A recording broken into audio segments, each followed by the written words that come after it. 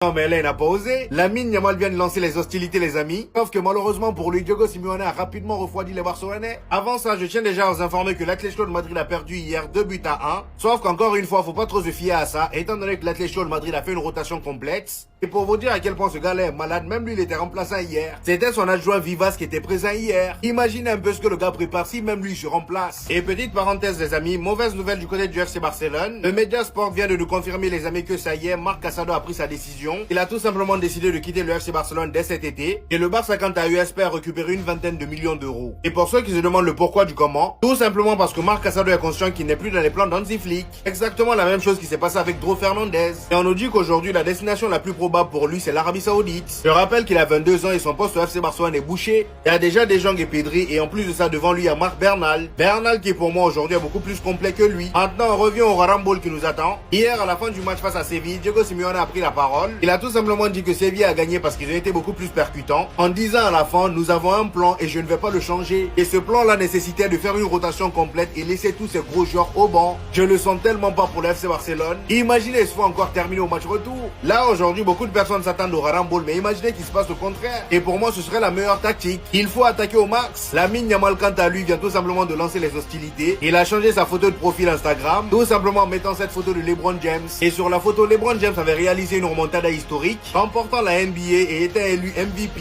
Donc là, Lamine Yamal part pour le même objectif, déterminé comme jamais. Beaucoup de gens voulaient que Lamine Yamal soit mis au repos ce soir par Hansi Flick. Mais ce qu'il faut comprendre avec Lamine Yamal, c'est que c'est comme Lionel Messi à l'époque. Le style de joueur qui veut jouer tous les matchs. Et c'est tout simplement le mental des très grands champions.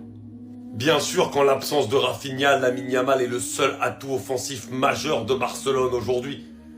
Et que le faire jouer 4 jours avant un match hyper important pour remonter l'Atlético Madrid en Ligue des Champions peut paraître difficile à entendre, ça peut faire peur. Mais ce mec-là, il a peur de rien. Il est là pour jouer au football. Physiquement, il est en pleine forme, il a la fougue, il a l'envie. Et aujourd'hui encore, dans un match qui, malgré tout, est très important, même s'il est entre les deux matchs de l'Atlético. Parce qu'avec le nul hier du Real Madrid contre Girone, t'as l'occasion de prendre 9 points d'avance. Et le titre de champion d'Espagne est un titre majeur et très important. Et Yamal, même en jouant aujourd'hui sur une jambe, parce que bien sûr que même s'il joue, il se réserve pour le match contre l'Atlético Madrid.